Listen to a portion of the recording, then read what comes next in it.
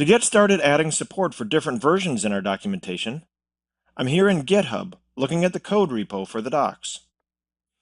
I'll start the process by clicking the branch dropdown and using it to create a new branch called release. Since my current branch was master, it shows me that I'll be creating the new branch from master, or based on the current state of master. Perfect. And now that my branch has been created, let's go over to read the docs and create a new version of the docs from this branch. Over here on Read the Docs, we see a suspicious looking button called Versions, and as you might expect, that's where we need to be. When we get there, we see an active version called Latest that's hooked up to our master branch.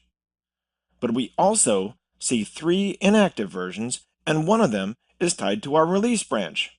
Nice!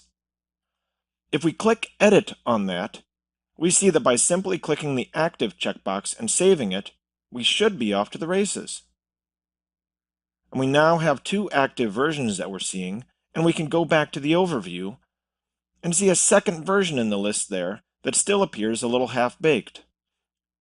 And the Build tab does indeed show a build in process. We'll go back to the overview and refresh the page to see if the build is completed.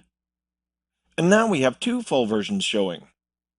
When we click on View Docs, we can see our doc page comes up just fine.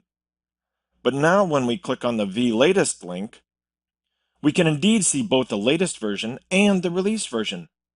We can click back and forth, and the content looks the same. This shouldn't be surprising, since we just created the release branch directly from master.